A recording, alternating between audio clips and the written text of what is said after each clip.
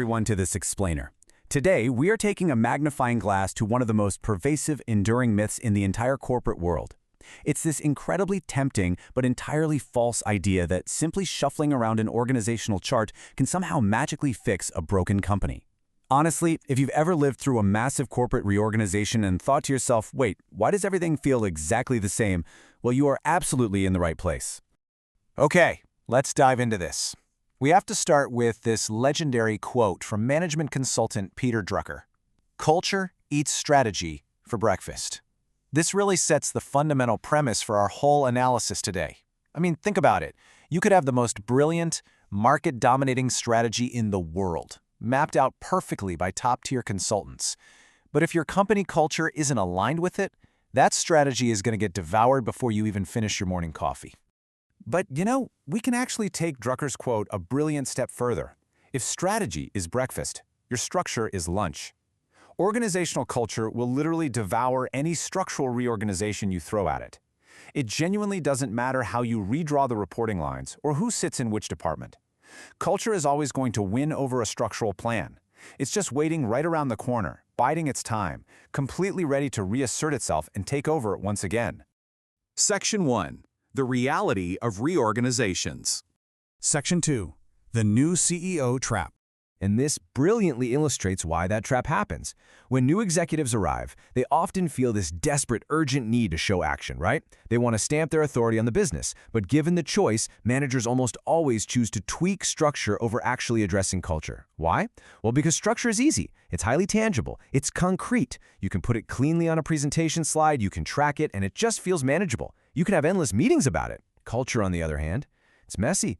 It is incredibly hard to articulate. Confronting it means you have to ask some deeply difficult questions about how people actually behave. So management usually just takes the easy way out and draws a shiny new chart. So, if culture isn't a neat little chart, what actually is it? Well, here's a really crucial definition for us. Culture is the collection of myths, stories, and accepted practices that silently explain, quote, the way we do things here. It is absolutely not just a list of corporate values pasted on the break room wall. Actually, if you just point to a bulleted list of buzzwords and call that your culture, you don't actually understand what your culture is at all. And if you don't understand it, you have zero chance of ever changing it. To really see this in action, let's look at the grim reality of a highly dysfunctional organization. On the surface, the metrics might actually look fantastic. The sales numbers are great on paper, but beneath that structure, the culture is completely toxic. Teams are operating in a hostile environment, people are constantly backstabbing each other over roles and resources, and nobody actually talks or collaborates. They are just staring each other down the barrel of a gun. In these scenarios, executives will often kick off a restructure as a conscious strategy to simply avoid dealing with this terrifying cultural reality. Let's move to Section 3 and see how this builds into the doom loop of corporate restructuring. Here is exactly how that doom loop plays out step by step. Step 1, the management team arrives with these prepackaged solutions actively looking for problems, and they ultimately decide a massive restructure is needed. Then, Step 2, the chaos and uncertainty of the restructure forces all the teams into a scramble. People try to find new ways to work, which actually creates this fake short-term bump in performance. Management pats themselves on the back. But then comes Step 3. Fast forward a few years, and because the culture was never genuinely addressed, it reasserts itself. The underlying habits return. The organization didn't learn a new culture. They literally just learned how to adapt their old toxic culture to the new structure.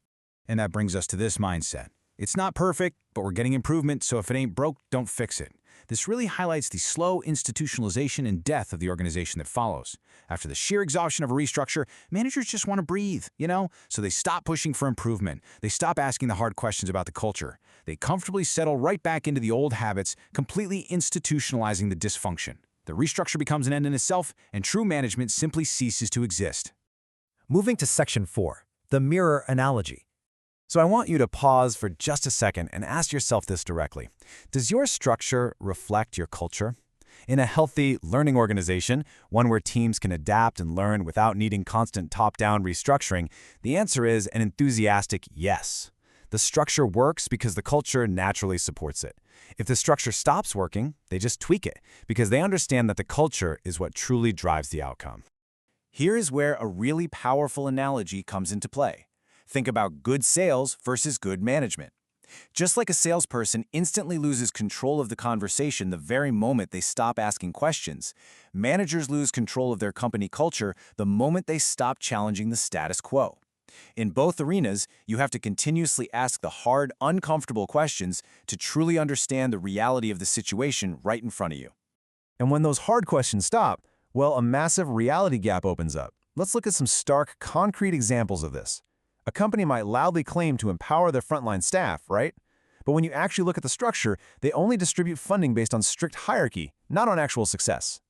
Or, management might boast about being deeply customer-centric, yet they completely ignore a massive volume of customer complaints.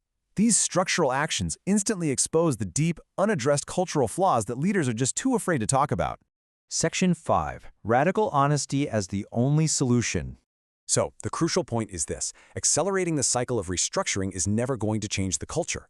You absolutely must be able to discuss how things actually work, not how they work on the org chart, not how you wish they worked in the shiny annual report. True management requires completely dropping the PowerPoint illusion. It means looking deeply at the culture and the systems you have built and having open, honest, and sometimes incredibly painful conversations about why the desired outcomes are just not being met. Which leaves us with this final, rather provocative thought. Can your organization hear bad news? We all know that mistakes and bad news are where the absolute best learning actually happens. But if an organization can't find a way to openly discuss its own bad news, it can never address its culture.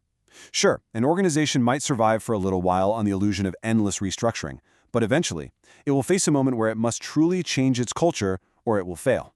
So, I leave you with that question to ponder about your own workplace. Keep asking those hard questions, and thank you so much for joining me for this analysis.